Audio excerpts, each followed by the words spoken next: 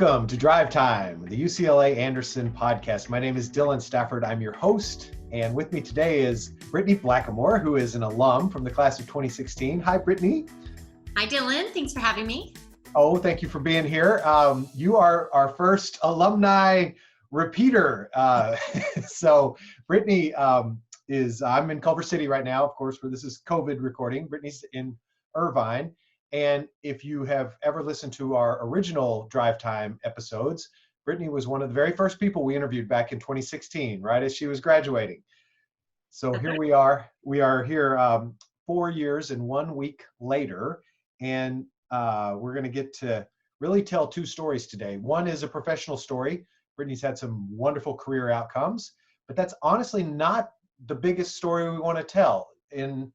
In the world of what's bigger, she's discovered and pursuing a philanthropic effort with a nonprofit she's created called Suitcase of Joy. And I really want to give a lot of spotlight to Suitcase of Joy. But, oh, by the way, she continues to really transform her career, which was part of her original story way back when. So, Brittany, thank you so much for being here today. Thank you, Dylan. Thank you so much for having me. It's a pleasure to be back. This is so fun. So when we got connected about 6 weeks ago, and you were actually just calling to let me know about Suitcase of Joy, and it turned into, hey, could we get the band back together and record another interview? So thank you for your time. I know you're very busy. My pleasure. And I haven't told everyone. So your current company is Boston Consulting Group. You're a management consulting. You're working in private equity consulting. That's right. And so when I say you're busy, I mean you're busy. And Very busy. So why don't we talk about Suitcase of Joy first, and then we'll talk about what's happened, because you went from good to great to really great, starting Anderson, graduating Anderson, and then since then, and then we'll end up with some of my favorite questions about what are your favorite productivity hacks and how do you evaluate the ROI of your graduate degrees and things like that. So assuming everyone has not heard your original podcast, and you have to go back and listen to it, folks, because it's really interesting.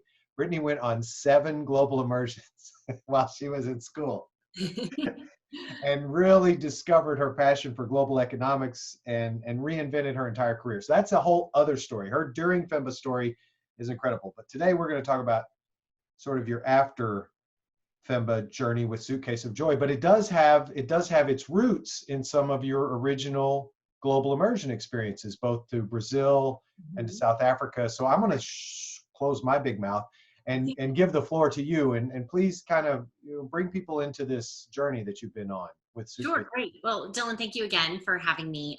Anderson completely changed my life, and we definitely talked about that in our first podcast, how I didn't have direction. I had graduated from Pepperdine University. I studied French and didn't really know what I wanted to do with my life. I was thinking about law school. And one day I had an epiphany and we talked about that. The light bulb went on. I realized I should get an MBA. And I got into Anderson, and it was just completely changed my personal trajectory and my professional trajectory. And so I'm forever grateful for that. And it was through Anderson that I started going on these global immersion programs and exchange programs. I've always had this love for languages and just fascination with globes and maps and languages. And while at Anderson, I learned I love global macroeconomics. I love global finance. And I remember talking in our first podcast how I didn't know what macroeconomics was. I didn't know that term before I went to Anderson, which is really embarrassing. But at the same time, I hope that's encouraging for other people who maybe don't know that or didn't know it at some point, that just because you don't know something doesn't mean you can't learn it. And so Anderson opened so many doors. It was just life-changing. I'm forever grateful. It was just that moment that I got in. It was so pivotal. And I realized that the sky's the limit. And I can become whatever it is that I want to be. And that's something I continue to pursue. And sometimes the target changes. But one thing I always wanted to do was to start a nonprofit. And I thought, Dylan, I had to be rich to start a nonprofit. And that's not true. So I founded Suitcase of Joy a couple of years ago. We recently got our 501c3 designation, meaning that we can accept tax-deductible donations.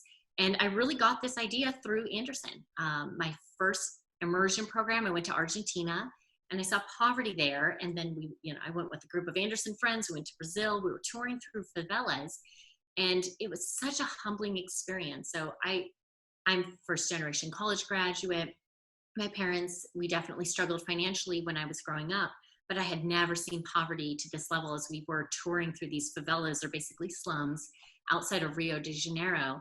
And I remember there were these children, they were playing in this broken down car, it had no windows, rusty car, probably had no wheels. And they were so happy to see us, and they were smiling. And my heart just broke. And I thought, why don't I have candy or a little toy that I could give to these kids? And I remember racking my brain, like, what's in my backpack that I could give to these children? Of course, I had nothing but a smile. And, I continued to travel through Anderson. I did an exchange program with University of Cape Town and studied there at the university. Incredible experience. I remember walking and driving through South Africa and seeing the townships. And, one part of town, people are driving, Ferraris, Lamborghinis, you have these beautiful coastal views, and just a couple blocks, there are people living in these shanty towns or townships. And it was just heartbreaking. And once again, I thought, why didn't I take something with me that would be so easy to do? And that was the inspiration for Suitcase of Joy. I realized I can take things with me in my suitcase and give them to the children that I meet, and bring them joy, give them the opportunity to feel like they're being a child. And that was the inception of it. So I'm very grateful to Anderson for opening up so many doors for me in my career, and also in travels, and giving me sort of that, the bravery to go where I had never gone before, to go alone into slums and take toys to kids. And it's such a rewarding experience. So forever grateful to Anderson for opening those doors for me. Well, yeah, we opened the doors, but you walked through them, and you walked through a lot of them with all of the global immersions. And one of the things I love about your story is the old metaphor of the boy standing on the beach throwing the starfish back into the ocean when there are many, many starfish, and the sort of jaded person says, what are you doing? You cannot save all the starfish. And he said, well, I know, but I can save this one. Two themes that are there for me about how you live your life, which is, you've already mentioned it. I don't have to know how to do something before I can begin to do it. That's one side of the coin. And then the other side of the coin is do something now. Right. And so there is that idea of, well, I'm going to go work for 40 years and become a Rockefeller, and then I will create an orphanage and make a difference in the last 10 years of my life. Mm-hmm. So you've mentioned the epiphany of law school or grad school, and then you also have mentioned that you really realized, oh, I have a conceptual constraint. I must get rich, then make a difference, or I can do something now. Right. I can start even though I don't know how. Mm-hmm. I can start even though I'm not, a trust fund person per se. Right. So like, tell me about a couple of these epiphanies, either the one about law school or business school, because some people who will listen to this interview, they still are, yes, grad school, but which grad school? Right. Mm-hmm. And then also the one, like, do these thoughts come to you intuitively? Do you have a journaling exercise? Because these are big forks in the road that you're finding for yourself. Yeah, that's a great question. I do write a lot of things down on my phone and my notes, and I think through. I'm very goal oriented, so I like to think of what I want to accomplish and then work my way backwards. What are the steps and skills and experiences that I need to accomplish that? And I've done that in my career. So I was formerly director of strategy at Experian. I joined Experian after I graduated Anderson, then decided I wanted to go to Boston Consulting Group. And I realized that I really like private equity consulting and venture capital consulting. And I realized I want to be an investor one day. What are the experiences and skill sets that I need to get there? Same thing with philanthropy. I want to build schools for children. I really believe in the power of education. The toys are fun, and it gives the kids, it makes everyone happy. Gives the kids joy in otherwise not very joyful circumstances. Also inspires hope, and I think rewards the giver as much as the receiver. But I also want to build them schools. The more children that are getting education, they can do the same thing that you and I have done, Dylan, and people who are listening to this podcast are doing or in the process of doing, is achieving dreams. And dreams, I'm very much a dreamer. And so I conceptualize, I think a lot about my dreams, and I try to break them down into manageable steps. And this is very much a consulting project, right? We do this in GAP, our Global Access Program, through Anderson. I did it at Experian when I was working on projects, and now at Boston Consulting Group. You take something and you break it down into manageable steps and you create a framework. I do that with my dreams. I think I want to build schools. Well, how can I do this? One, nonprofit is a great way to go because now all gifts are tax deductible. I want to bring joy to children. I like traveling anyway. Well, I can bring a backpack for me and pack all of the gifts into suitcases, and I can take it to these children in other countries. And for me, there was an epiphany moment, Dylan, when I realized changing the world it's a big task, and it's too big for any one person.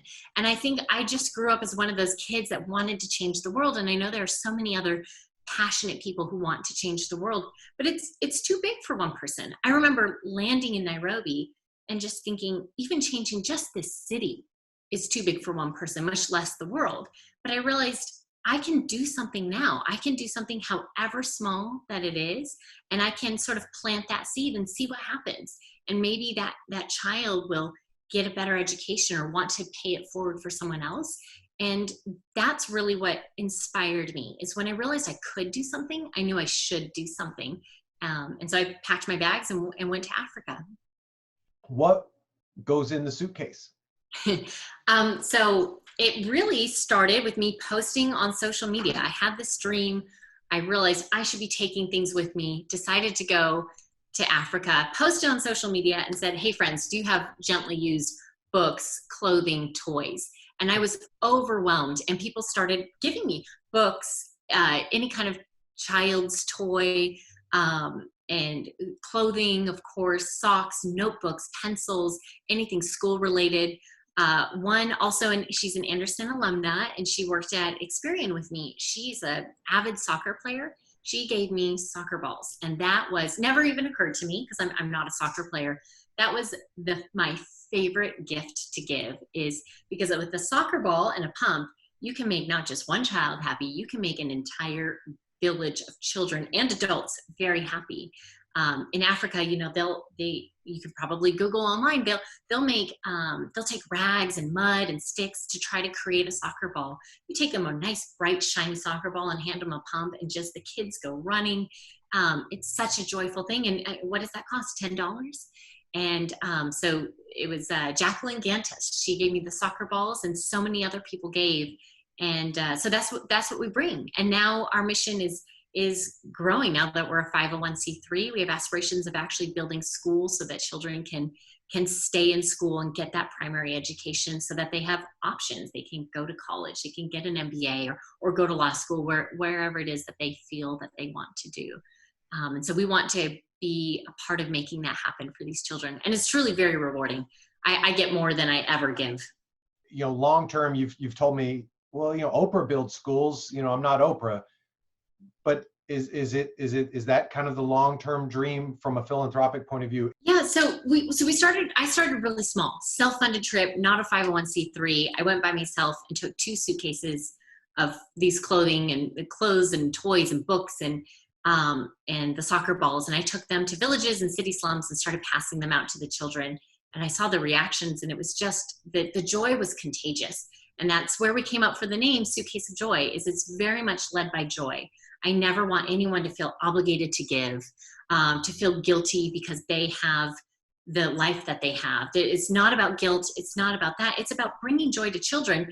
And like I said, I get more joy than anyone because it's so rewarding. And there's nothing like perspective to really make you realize, I have it really good. Okay, yes, we're dealing with this coronavirus, and there are so many things going on in the world, but we can make a small difference, and who knows what that's going to inspire. So I would say we started with very humble beginnings, self-funded trips, me going by myself to these city slums and villages and passing out these toys, but we have aspirations. So our mission at Suitcase of Joy is to bring joy and education to children around the world. Specifically, we're looking at Africa and developing nations, where children don't have the same kind of access to education and to credit and finance and all of those things that we take for take for granted sometimes in more developed countries. And so our joy is to bring them these moments of joy, these toys, these things that are going to hopefully inspire them.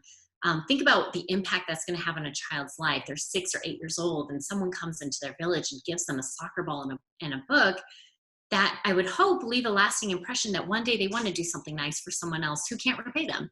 And that's really sort of the goal. That's how we started.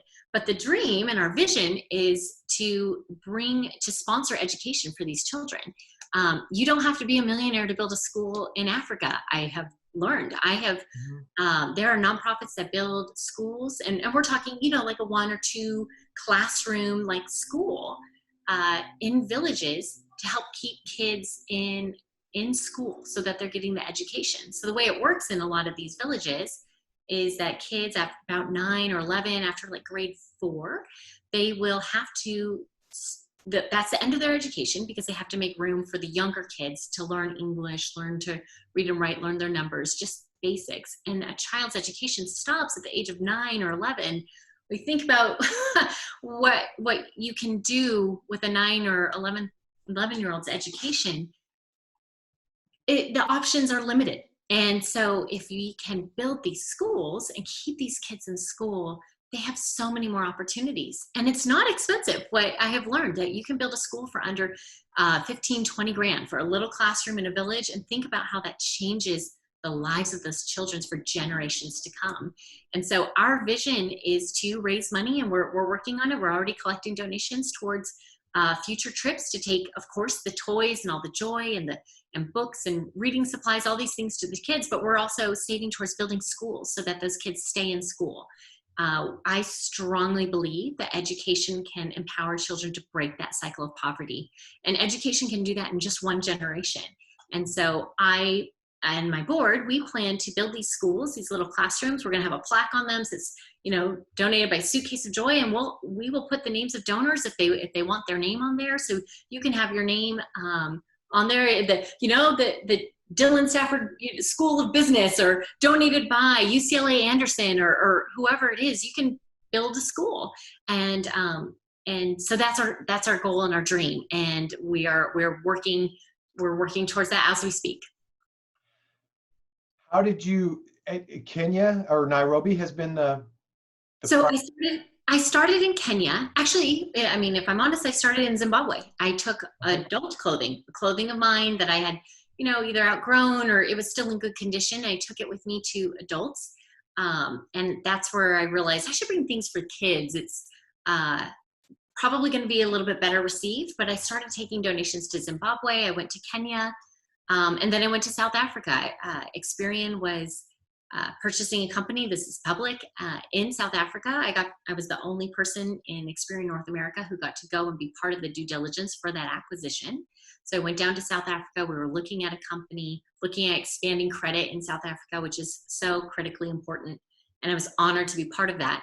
So I had a free trip to South Africa. Mm-hmm. And what did I do? I brought things in my suitcase. And when I got a break on the weekend, I went into a couple of townships and took them soccer balls and coloring books and crayons and everything that I could fit into my suitcase. And so that's how we started. It's not limited to Kenya. We're planning on going to Tanzania and Kenya again. But really, I'd love to go back to Brazil. I'd love to go back to Vietnam. There's so many places, Israel and Palestine. There are places where we could bring kids joy, but specifically want to focus on building schools and sponsoring education in those developing countries where it's most needed. Inspiring. I love it. And the Anderson story, just to say that, but that these 3 different, Argentina, Brazil, South Africa, while you were a student, taking advantage of the experience as a student, contrasting what you saw with your own, you grew up in Irvine, mm-hmm. Which is not the hotbed of poverty in America. No. But at the same time, you yourself are a first generation college person. Mm-hmm. You're raised by wonderful parents who are first generation high school. So you have in my lifetime experience of education opening up horizons. Yes. And then how could you have that be for others? Right. Yeah, absolutely. I did grow up like I said, my parents, very, very loving, the most supportive. They're my heroes. And they are their first generation high school graduate, and they sacrificed everything to make sure that my brothers and I could get an education. And so I was the first and only college graduate, and certainly the first to get an MBA. And so I am so grateful to them that they made those sacrifices for me. And so I don't have children yet. And right now I think I can make a difference. I graduated Anderson and got a nice salary, and it was probably more than anyone in my family has ever made. And that was a very humbling experience for me. I was really proud of myself and thought, wow, Anderson was so worth it. Look at what it's done for me. But at the same time, I thought, well, maybe I should pay it forward and help someone else. So many people have helped me. And so I try to pay it forward, whether someone's talking to me about going to Anderson, or they are interested in Experian or Boston Consulting Group or consulting in general, happy to talk to those students. But I wanted to do more. And I really think that if you're going to do something philanthropic, it should be fun. It should be something that you like. And so there are a lot of amazing nonprofits and charities out there. For me personally, I love traveling to the kind of off the beaten path. I like going to the Middle East and Africa. I like learning other languages. I like going places where normal people don't usually spend their vacations. And for me, that's fun. It's exhilarating. And if I can do that and also bring these toys for the kids, it's just win-win-win across the board. I'm getting a great trip and a great experience. The joy that I take and the photos that I take, those memories, I get to keep those forever. And then I get to think and wonder, what are those kids going to do with that? Are they going to go ahead and pay that forward one day? And they'll think about the incredible stories that they'll have, right? Someone brought a book or a soccer ball into their village, or someone helps them. There's so many people who go on to do great things, and those who turn around and reach down a hand to help someone else. I think it's really rewarding for everyone, and it creates a nice cycle. So there's lots of people who are doing great things in Africa. What I have learned is that the problem is much bigger than all the wonderful people combined who are trying to help it. And so I wanted to throw my hat in and see, what can I do? Well, I can travel there. I can start this 501c3. It is, it's my nights and weekends thing. I have a day job because I am very, very determined I will never take a penny from Suitcase of Joy. This is all for the children. But the reward I get and the experiences I get make it well worth it. Well, maybe somebody's listening like, well, that doesn't sound super safe. I mean, you had an experience once that didn't go well, like, how do you maintain your personal safety as you Great question. with a suitcase of I'm toys? just thinking through what my mom is going to think when she sees this. So I started traveling alone. I don't recommend this, but it's pretty adventurous.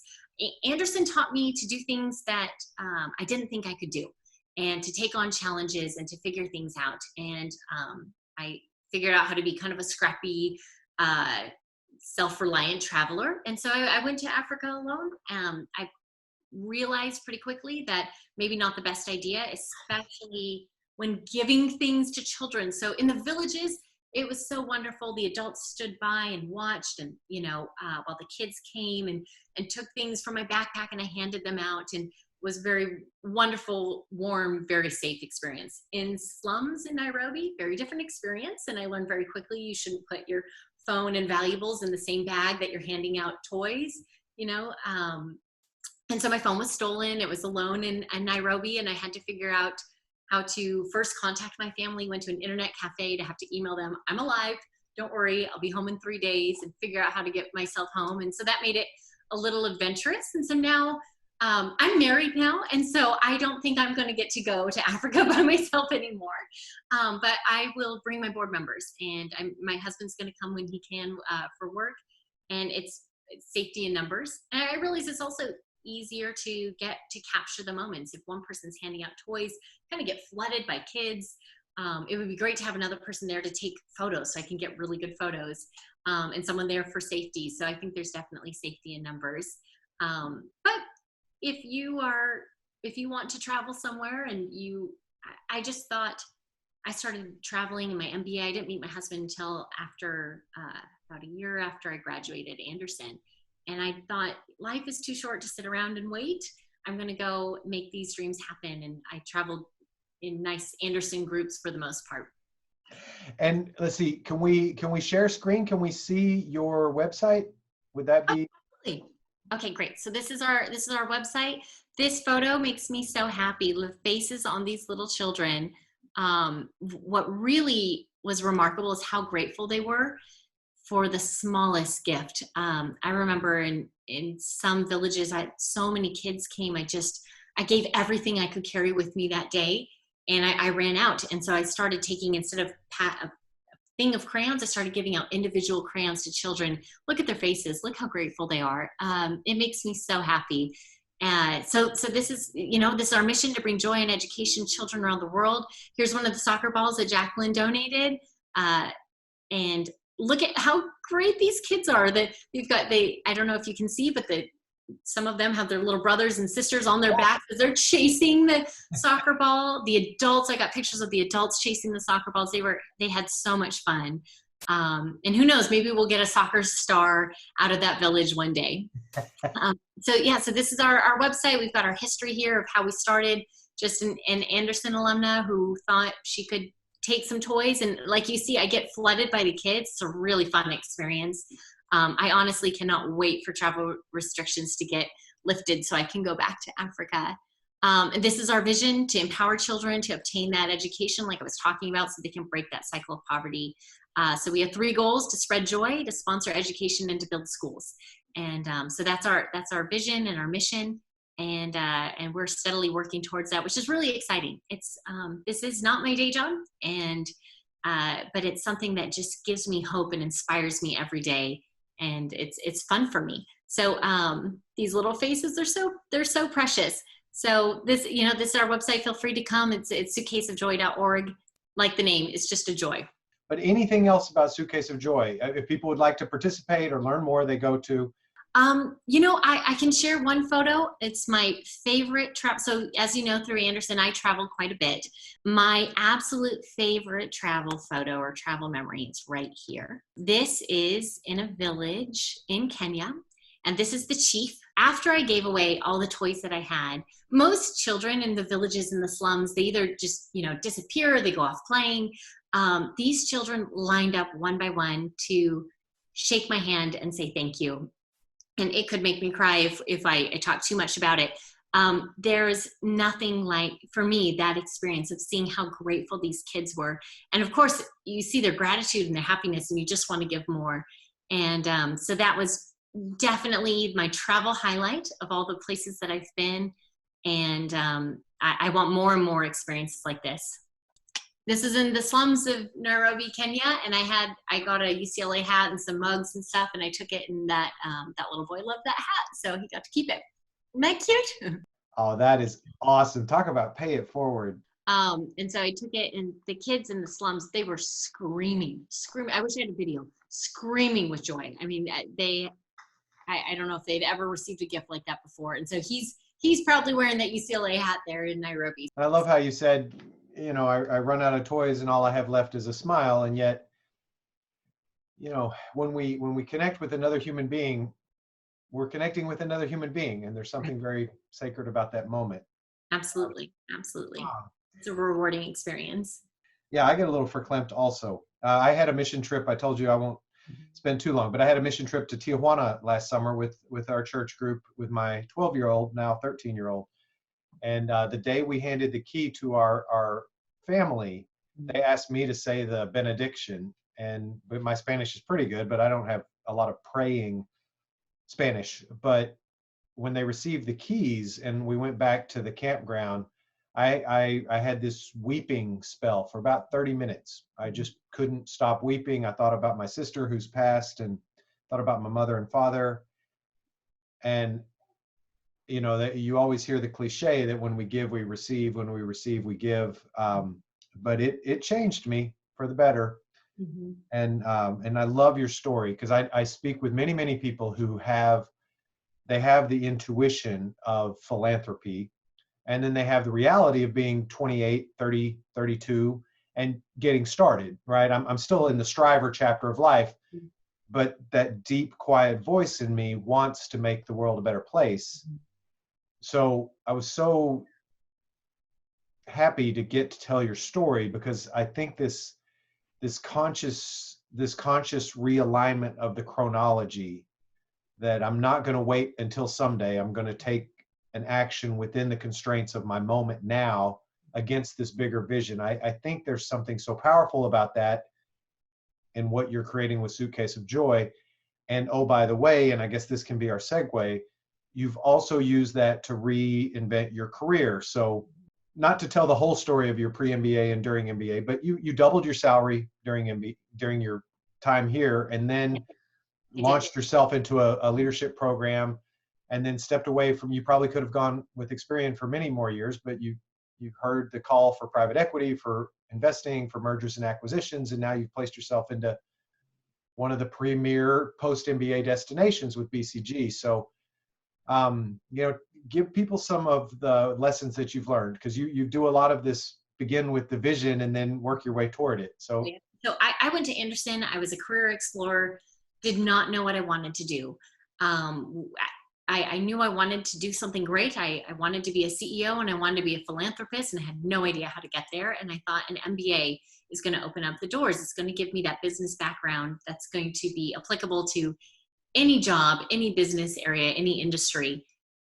So out of Anderson, I was recruited by Experian. I joined their leadership development program. Cannot recommend that more highly. That program was absolutely incredible. You interviewed me, I think it was about... Oh, excuse me, I interrupted. I'm so sorry. Oh, no, please interrupt. So it was a year and a half program. Year and a half, okay. It extended, I think it's now 21 months, but when I joined, it was a year and a half. When you last interviewed me, I was about 3 months into the role, and I was listening to that podcast, and I realized, wow, there was still quite a lot for Brittany to learn about Experian, and I was kind of laughing. It was a great, great program. So the leadership development program was sort of like being an internal consultant, worked on strategic projects, interfaced with the C-suite. I worked on some high-level strategy projects, some acquisitions, venture investment. Really got to see a lot of the business. Experian has a lot of different industry verticals and does more than just, the credit bureau that you think of in America. And was coming out of that program, I was promoted into a director of strategy level, where I led a team. It was my first time being a direct manager. Not only did I have direct reports, they had direct reports. And so I had this team I had to manage, and there was definitely a learning curve there. It was a great experience. I loved everyone I worked with. I stay in contact with all of them. It was a difficult decision to leave. I stayed in that role. I was at Experian for 3 years. Okay. A year and a half in the leadership development program, a year and a half in the director level role. And I realized that I was very passionate about mergers and acquisitions, venture investments, private equity investment. And that's when I decided to join Boston Consulting Group, because I wanted to get experience in other industries. So since joining Boston Consulting Group, I've worked for the Fed, I've worked with large healthcare companies, private equity clients, technology companies. So I've really managed to get a lot of experience. You learn a lot in a consulting position, and get a really broad range of experiences, and work with very high caliber people. And I've learned a lot about creating frameworks and how to break down complex problems into manageable pieces. And I think this is something that I do with my dreams. I did this at Experian while I worked on projects, is taking something that's big and complex and breaking it down into its sort of essential elements, and then figuring out what actions need to be taken. So that's been my journey. I've been at Boston Consulting Group for now about a year. Primarily focusing on private equity and M&A consulting, but like I said, I've worked in other industries as well. Really want to broaden my experience across those different industries and verticals. I'm very passionate about investing. So one of my goals, and if you interview me in 4 years, it'll be really interesting to see if this has changed or not. But my goal is to start an investment fund for private equity and venture capital that invest in entrepreneurs and businesses in emerging economies. So I think there's so much opportunity there. So not only Suitcase of Joy, of course, it's completely philanthropic. we're doing it because it's joyful. And frankly, Suitcase of Joy gets me up in the morning. It gives me something to live for and to feel excited about. Because for me personally, Dylan, what do I gain if I become, a partner at BCG or a CEO or a principal investor, and I haven't helped other people? I think, I think personally, I would find that not fulfilling. And so by having this, something that I'm doing that's bigger than myself, it really gets me up in the morning, gets me excited. So now my goal, like to finish my point, my goal is to invest in these emerging economies with a for-profit investment fund that invests in entrepreneurs and businesses and helps bring economies and build up these economies in these emerging markets. And I find investments and transactions really interesting. I've been working on that for the last couple of years and find that fascinating. Again, was not aware of mergers and acquisitions, investment banking, venture investment before Anderson. Even during Anderson, I was just starting to learn these things. And so it's amazing how you get that education, that MBA, and you get into these jobs, you can create opportunities for yourself. And that's something I've tried to do, is realize that I find, XYZ, I find mergers and acquisitions interesting. Let me go talk to the head of mergers and acquisitions. Let me talk to our chief investment officer at Experian and see how I can get involved. And I've done that through my career. I find that you can chart a path for yourself and figure out where you want to go and the steps you need to get there. And that's what I've done. And that's what I'm doing now, is I want to see, how can I create an investment fund that we get these kids educated, we bring them the joy. Now they want to become entrepreneurs. How do we build up the economies in these areas? There's so much potential in emerging economies. And there are definitely investment funds that are trying to capture that and help promote those economies. And I want to be part of that. And there's two elements I'm listening for, because I'm looking for bridges. I want our new students to, yes, be inspired by Brittany, but also, paint by numbers. What's an actionable step? Okay. As you entered, you were a French major. You're a French major at Pepperdine, and you have a love of language, and you're sort of greetings level conversant in many languages, and you can go deep in several.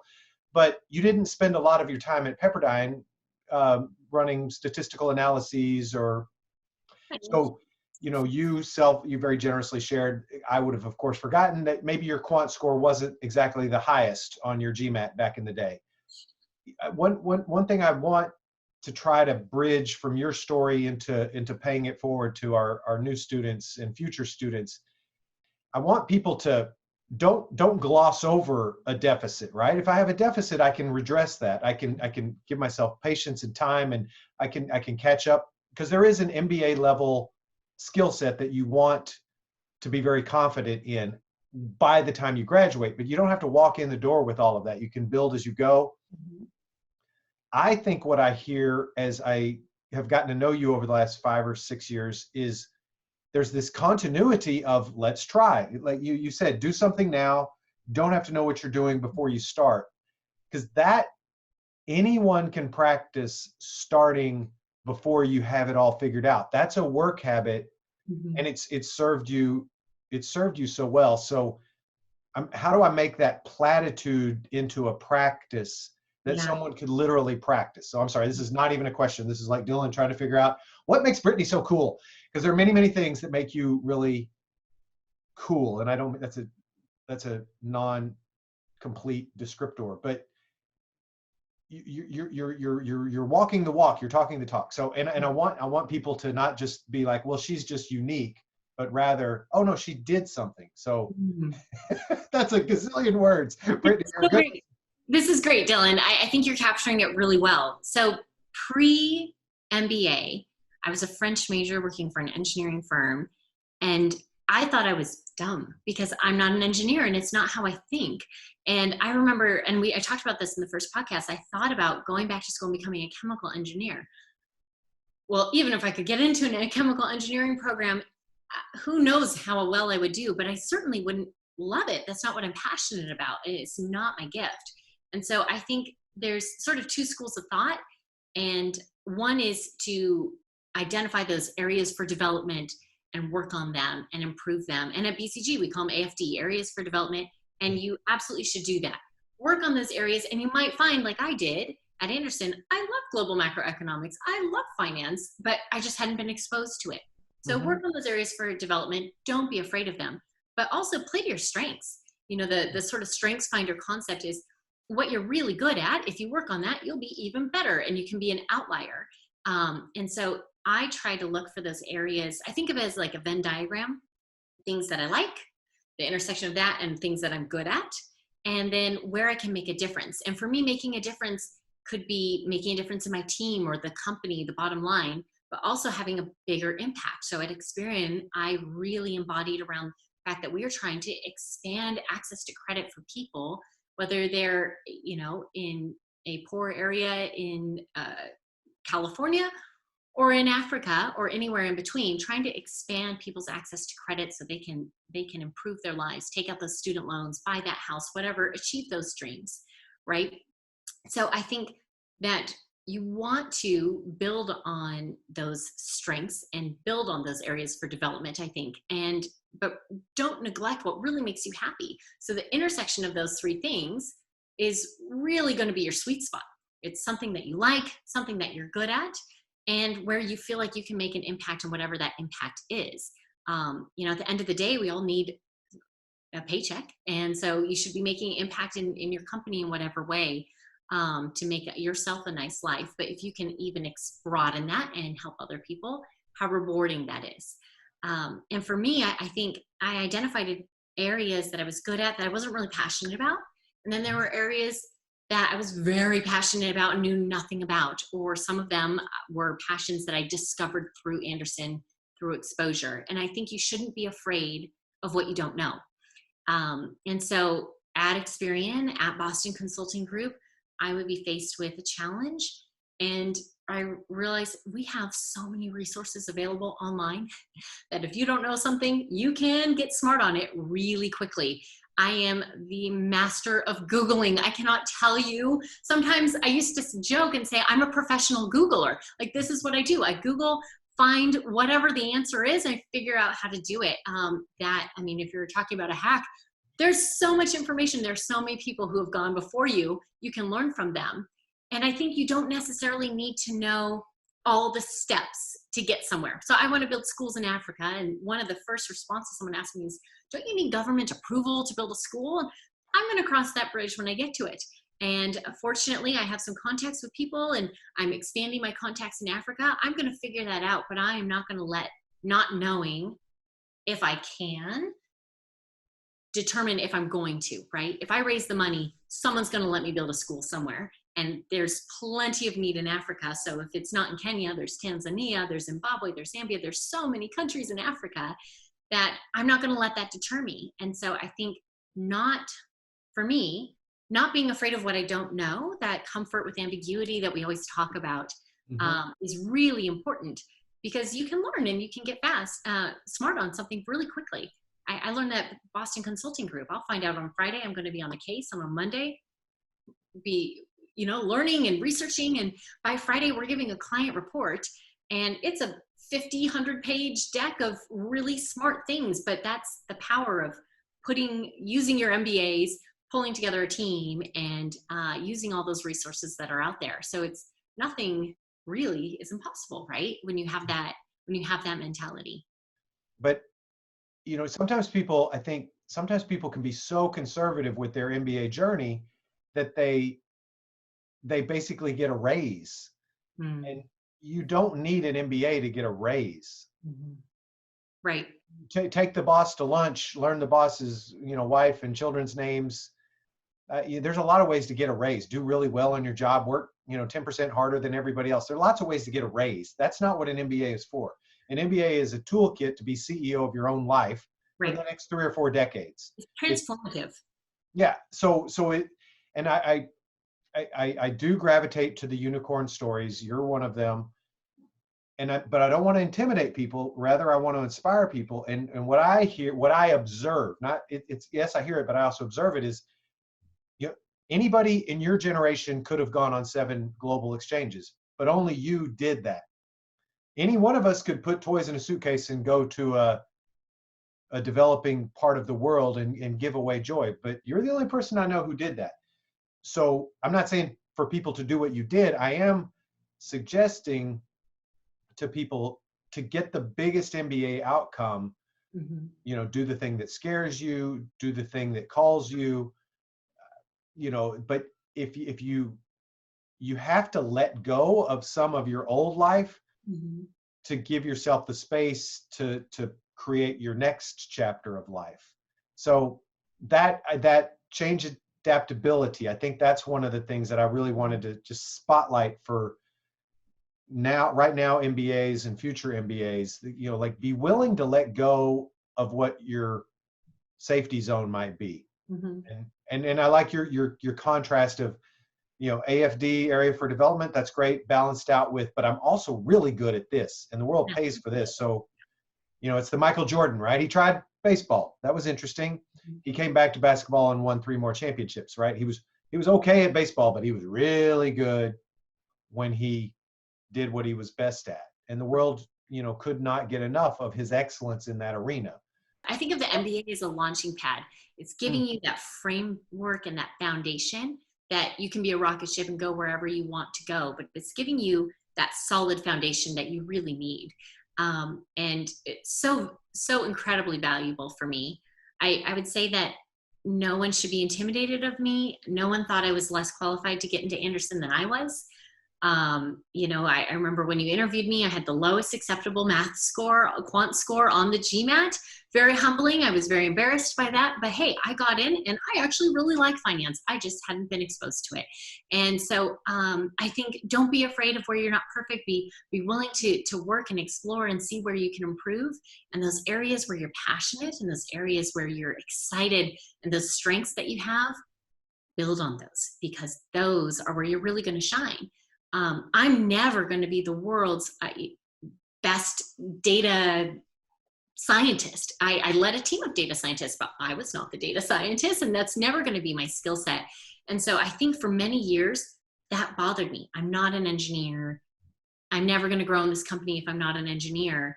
Well, Brittany's never going to be an engineer. I'm never going to be a data scientist. And even if I worked my whole life, I'd probably be adequate, if at best, but I'm not passionate about it. But what about the things that I am good at? And I think one thing you learn in strategy is not just figuring out what you're going to do, but it's figuring out what you're not going to do and identifying what those are. And so for that can be in your career, your personal life, or even just your day. These are the important things that really matter to me. And going out and figuring out how you're going to achieve those. And for me, I could spend all the time in the world trying to be that data scientist or that engineer. I'm just not going to get there. But I have no problem going to a country that I've never been to by myself, where I don't speak the language, and figuring it out. Learning languages is a strength of mine. And I've learned that apparently, you know, that's a little bit unique and I like it. So great. Let's see what I can use that for. I should use that in my job. I should use that in my fun adventure travel, and use that to help other children that I meet, you know, those children whom I meet in my travels. Any student or prospective student can identify those areas, but some of them come with time. I definitely didn't know where I was going to be when I started Anderson. When you interviewed me 4 years ago, I was already a graduate and had no idea what was going to open up. And I'm sure if you interviewed me 4 years from now, 10 years from now, I'll be doing different things. But that philosophy remains. I'm not going to be scared of what I want, you know, of what I can't do. No one has a more untraditional path to MBA or consulting than I do. And I say that with pride now, because it's a little scrappy the way I got there, but I figured it out and I'm doing it. And I felt so intimidated and so afraid. I was afraid to even go to those, you know, the on-campus recruiting, the OCR, networking events with the iBankers, the investment bankers, and the consultants. They understood this world so much better than I did at that point. And I felt so intimidated and I didn't think I would ever fit in. Well, I do now. And I figured out how. And so anyone can do that if they're determined enough. And I think what's really important is figuring out, well, what do you want to do? And figure out the necessary steps and kind of back into it. And it's not going to be, maybe it's not consulting for some, it's not data science and engineering for me, but figure out where you play to your strengths and then build those skills. Look at people who are above you and what are they good at? What skills don't you have, and figure out how to fill in the gaps. And it's a little scrappy, but it gets you there. Give my dreams oxygen. Let them manifest, and then work backwards from that vision that I see in the future all the way back to right now. What am I going to do today, this week, this month, this year? And any of us, any human being on the planet has the skill set to do that. We're with imagination. Mm-hmm. Absolutely. Everything that gets built twice, once in my brain and then a second time in reality. That platitude or that cliche. That's right. I like that. So okay, so let's do the cold calculating. You know, when people say, well, tell me about the ROI for your MBA, and it could be the financial aspect, it can be the experiential aspect, it can be the opportunity aspect. But I mean, we did talk about the brass tacks, you know, and how long it took you to pay off your MBA. But a lot of people it's like people have undergrad debt. It's an uncertain world right now, you know, jobs wise. So when you look back at the fork in the road, law school business, I did business, here you are 4 years later. So how do you evaluate the ROI of your investment in yourself? I think those three things that you just mentioned, Dylan. So one is definitely financial. People will talk about the ROI. Business school is not inexpensive. It is a big investment. And for me personally, I had student loan debt from undergrad, and I had to pay for my graduate school. So it took me 10 years. I paid off in 2017 my Pepperdine student loans, and it took me less than 4 to pay off Anderson. I finished paying them off earlier this year, which was such an incredible relief. Thank you. Thanks. There should be like commencement or something when we get our loans out the door. It's such a great feeling. It's such a great feeling. And I think that was really determination on my husband, Patrick, and I. We really determined we want to pay these off. We're going to pay them off aggressively. And we paid off quite a bit last year and finished paying off earlier this year in 2020. That's a great feeling. So financially, before I started Anderson and the time I graduated Anderson and was starting that leadership development program at Experian, I had already doubled my salary. Yeah. And that's just the beginning, right? So I've received promotions since then. I've now gone on to Boston Consulting Group and probably doubled my salary since then. And so the ROI definitely, when you look at it financially, and it was certainly worth it. Then you think about the opportunities that an MBA, especially an MBA from UCLA Anderson, having that pedigree on your resume just opens doors and gives you credibility. And like it or not, that it just opens a lot of doors. And there are plenty of smart people who don't have these degrees, but when you have it, the network that you have, the education that you get, the doors it opens, it's so magnified. And I definitely have appreciated having that in my career. Opened the opportunity to go to Experian. I mean, nothing in my career after Anderson was anything like my career before Anderson. Yeah. There's almost no comparison. I didn't understand business. I had my head down. I was doing my job and I was doing it well. And, I had a great boss there who cared about me. But after Anderson, I mean, sky was the limit. I understood things that I had not experienced before. Learned all of these great skill sets about how to approach problems. The Global Access program, that cornerstone consulting project that we do as MBAs, or the FEMBA group at least, we work on these consulting projects, breaking down a real life business problem and building a business plan and a financial model and setting a strategy and then achieving that strategy with the company. It's such great experience. And I repeated that over and over again at Experian, anytime in that internal consulting role, and I still do it at Boston Consulting Group. It's you break down this element, and I just go back to grad school and think about what I learned through that very practical knowledge, skill building experiences that I had at Anderson. So yes, financially, definitely worth it. Opened up so many career doors. And for me personally, it gave me confidence that I didn't have. I started thinking that I was dumb, and I'm not dumb. I'm just not a genius in everything, right? And everyone has their gifts where they're going to be more gifted than in others, and they should build on those and not be afraid of those other things. And so it completely worth it. So rewarding. And just what a great achievement to have gone through a program like that, a 2 or 3 year program, and be able to say, I did it. And you have that with you forever. No one can take that from me. That's a source of pride and achievement for me. Yeah, I hear so many of these interviews. I hear, the imposter syndrome. You called it, you called it dumb. I always tell people my experience at Chicago. I was the second youngest out of the 550 people in my class of 95, and I felt like everyone's younger, shorter, slower, kid brother. I really felt, and I'm the oldest of 3, so I literally felt I've never had the experience of being a younger sibling, but I had the experience of every single person here is taller, smarter, faster, stronger, and it was almost, there's that border between humbling and humiliating, right? And it kind of drifted towards, like, was I the admission mistake? And I like to tell people, I like to self-disclose that, because I like to create a safe space, because yourself, Diego Benitez, Susan Francia, the Olympic gold medalist, all these, I talked to all these unicorns. Maybe Diego didn't have that, but everybody else does, but that's okay. And I think part of the superpower of the MBA is a comfort with ambiguity. Oh, yes. Oh, yes. And business leaders have to develop that. And now you are now coaching. You're now a consultant. You're, McKinsey, BCG, Deloitte, however you want to define the big 3, you're in the running, right? And now you're the go-to person. Now other business leaders come to Brittany for analysis and clarity and visioning and next steps. Right. Yeah. It's humbling and rewarding.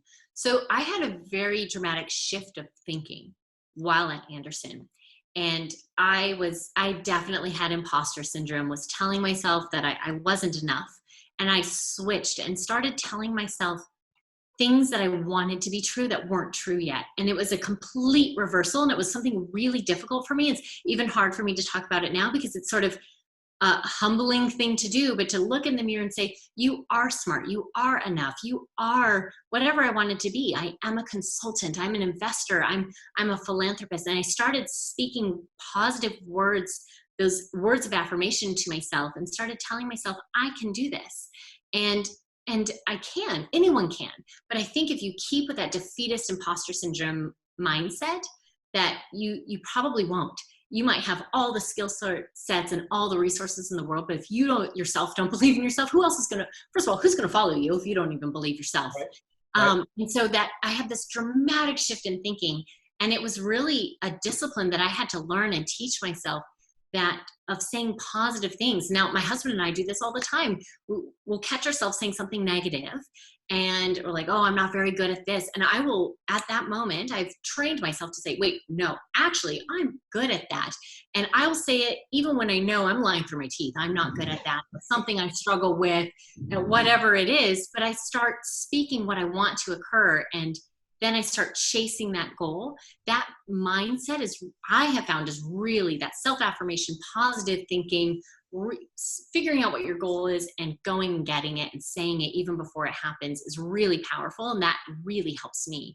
And so I started doing that. I'm an MBA, I'm a consultant, I am whatever it is. And I started believing it. The more I said it, the first time you're going to feel like a complete imposter. If you say something that isn't true, that you wish were true, but is impossible, nothing's actually impossible if you work hard enough and if you're dedicated and have those, you dedicate the resources. And of course you have to think strategically, decide what you're going to focus on and what those goals are. But if you think positively that you can do it, you're going to be so much more successful and happier as a result. And so I think that confidence building, Anderson gave me so much confidence, and I'm still, have to, not that I'm a super confident person. I would say I'm really struggled with feelings of inadequacy, and Anderson helped me, and having that MBA gave me confidence, but not that I'm an overtly confident person. This is why I practice,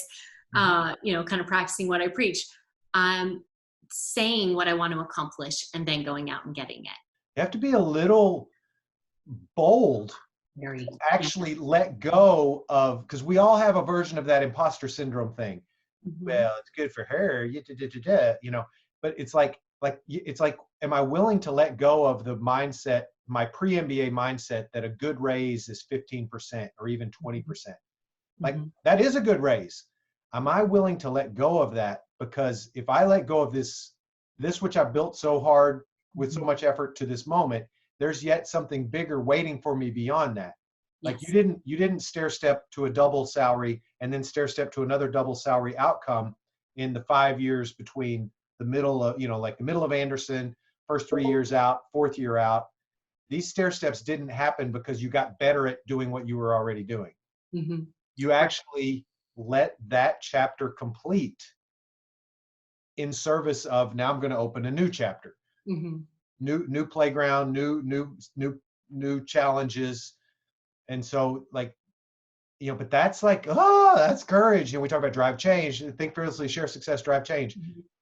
You know, if you want a 10% raise, you don't need an MBA. If you want to reinvent yourself, you want to listen to Brittany's other podcast and then replay this podcast and ask, what is that woman doing? And where can her journey, like, become, you know, there are practices that you've been sharing, and that's because we can practice a little bit every day times 1,000 days, unimaginable results, incremental change, compound interest, all of those, you know, you chip away, and you're letting go of the old, and you're verbalizing and visualizing the new. Like, I can see now, oh yeah, I know somebody who's working on becoming somebody who funds schools in Africa. Like, I now have someone in my professional sphere, who is that, because you said that on tape, in a digital recorded broadcastable manner. Like, I don't know which comes first, chicken or the egg, right? And I hear you saying, I'm going to consciously reverse the chicken and egg thing. Yeah, I think it starts, and for me, it starts mentally. It was taking the limits off of what I thought I could do. I saw other people doing great things, starting companies, starting nonprofits, becoming, you know, politicians or leaders or whatever it was. And I admired them from afar and wondered, how did they get there? And didn't know how I could ever get there. I remember, I would watch movies and think, like, how do people get those kinds of jobs, those high-powered finance and executive jobs? And I didn't like connect the dots. And I started taking off the limits, and it happened about halfway through Anderson. And we did talk about it in our first podcast, but for those who haven't heard it, I changed the way I was thinking. And instead of putting limits on myself, I challenged myself to do something, to take a class I was afraid of, to take those limits off of myself. Anyone can do that. If you are limiting yourself, it's probably going to be a self-fulfilling prophecy. You can't do something and you're saying you can't do it. Well, you probably won't. And maybe you'll get lucky. But if you start saying, I'm going to do X, Y, and Z, like I'm sitting here and I'm telling you, Dylan, I'm going to build schools in Africa. Next time we're on the podcast, I will have built schools in Africa. And depending on when coronavirus, allows us to travel, it could happen this year. It could happen in 2021. But that is my goal. And that's what gets me up in the morning. I'm going to make that happen. Now, I haven't done it. And it does take a boldness to say it. But I think when you verbalize it out loud, you hear yourself say it, you start figuring out the ways, what do I have to do? I'm going to need some funds. I'm going to need some connections. I'm going to need to find an area where the impact is, we're going to have the biggest impact and effect for these kids. You start verbalizing it, taking the limits off, and then you will achieve it. And I feel like Anderson did that for me. And there was that pivotal moment where I realized when I left my job, I was a FEMBA, I was fully employed, and I was getting my MBA at night, decided to leave my job because I wanted to maximize that UCLA experience, and I didn't want to graduate having been afraid of those classes that intimidated me. And I decided to just buckle down and take them. I audited my finance class. I don't know if I told you that, Dylan. It's so embarrassing. It's so embarrassing. They wouldn't let me retake it. I got a B. They wouldn't let me retake it and for a better grade. And I said, well, can I just sit here? Because I don't feel like I got it the first time. And after I left my job, I did. I sat there and absorbed it. And it all made so much more sense. And that was what I personally needed. And so I think if you're not afraid to be humble, but take those limits off. So there's this humbition, right? You want to be humble but ambitious. I didn't coin the term, but I love that. It's not like, oh, I'm so great and I'm so smart. I mean, definitely build yourself up, but at the same time, have humility, recognize that you're not perfect and we're all growing. I think that combination of humility and ambition can be really, really powerful. But it starts with telling yourself that you can do it. I just wrote down Humbition. This is I love when the world gives me a new word. I've not heard Humbition until. Okay, great. So I will always know that word was given to me by Brittany, even if it's not your word. So it's not. I got that from a coach I had at Experian, and I loved that. Yeah. Excellence without attitude. That one that's our old Anderson catchphrase from way back in the day. Oh, is it? Okay. Yeah, that was before Share Success and Think Fearlessly. So you may have already answered a favorite productivity hack, because I think these mental frameworks that you've consciously built the muscle to live within, now you've enrolled your husband in doing it, like maybe that's already the best productivity hack. But free choice, anything else in the world of things that that help you be the high productive person that you need to be? Because it is like, okay, Friday, here's your assignment. Monday, you're on the case. Following Friday, you're making a legitimate water holding business recommendation to a client. I mean, that's a fast paced life. How do you anything that's really working for you these days that maybe future MBAs would love to know about? Sure. So I don't know if it's that noteworthy or grand, but what works for me is I write down what I need to accomplish. And it's usually on my phone. So I like handwriting it, but I don't often do that. I'll write it down on my phone, and then I reorganize and reshift the priorities. So first I write it all down. I don't think about the priority list, what's important, what's not, just the things on my mind that I think I need to do. I like to get it on paper or capture it digitally, so I'm not spinning on it. So my mind is sort of free. For me, I think about it like my computer. I want to clear out all the open windows so I can just focus on what I'm doing. So I capture it all down so I don't have to be spinning on it. And then I look at the list and I think about what's most important and what's going to have the biggest impact. And it's just a strategy exercise or prioritization exercise, I should say, is what can I accomplish? How much time is going to accomplish? And I sort of organize it. It's not a perfect list, but something I've encouraged friends to do who get overwhelmed is write down everything you have to do. Put it figure out what the top 3 most important things that you must do, draw a line under that, and do those 3 things. And when you've done those 3 things, come back to the list. There'll probably be more. You might have another few things to add. Some things might fall off the list, and reevaluate and just focus on the most important thing. And it goes back to that strategy, is figuring out what you don't need to do. And so that's something I learned at Experian and Boston Consulting Group is, it's really not about how many hours you're putting in. And, you put in a lot of hours and a lot of hard work, but what hours and what actions are going to be the most helpful in finding the answer or getting accomplished whatever it is you want to get accomplished. So that prioritization list is a really simple, easy way for me to figure out, these are things I need to do. I just need to get them off my mind. So that kind of releases anxiety for me right there. And then think through what's the most important. I do this with Suitcase of Joy. I do this with work. I do it with my personal life. Simple list, figure out the most important things, do them, and then reevaluate.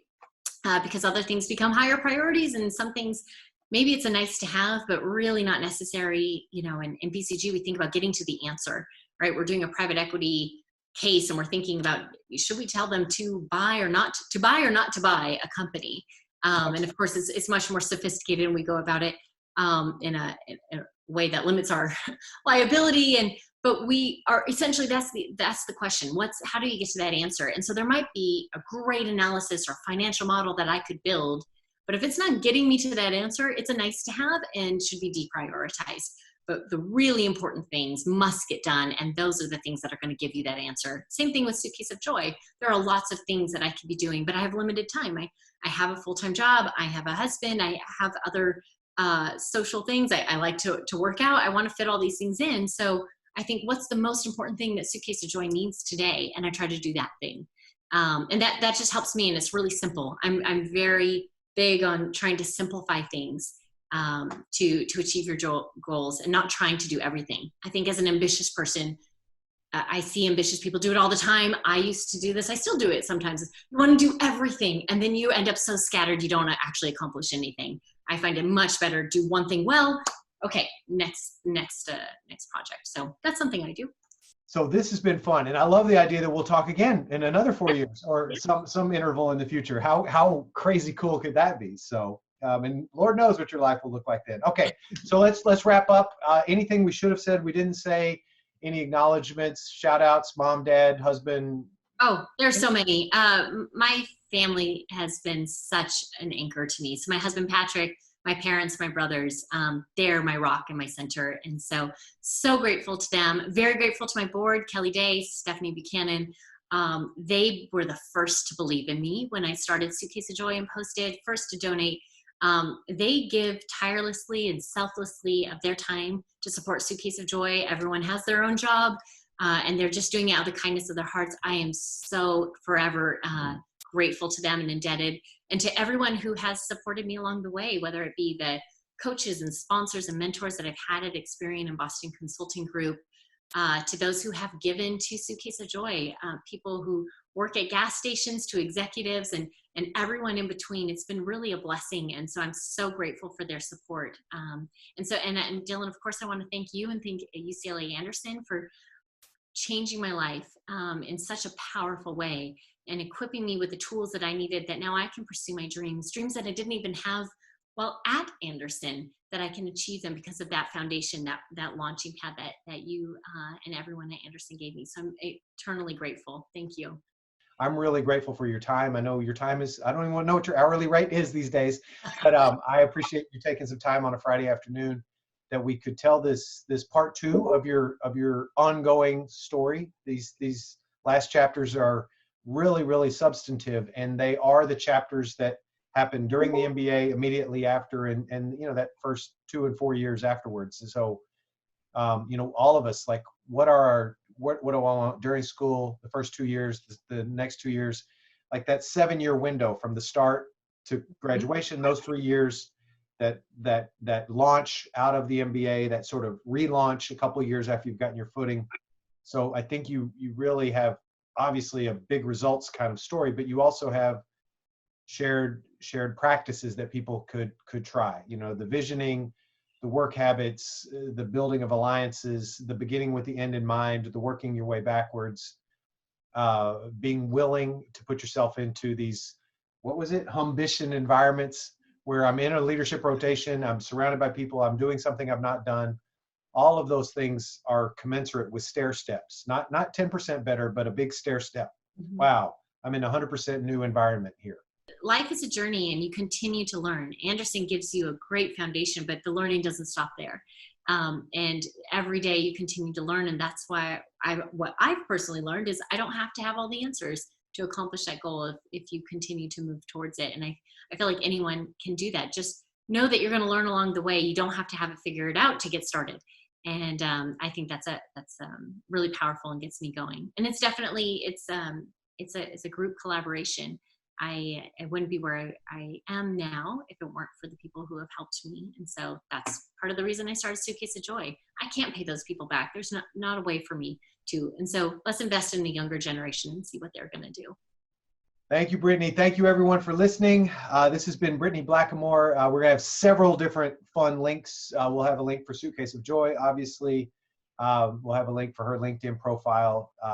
We'll have a link back to her 4 years ago podcast if you'd like to hear that, or just play this one twice because she said a lot. I'm serious about this. You should listen to this twice.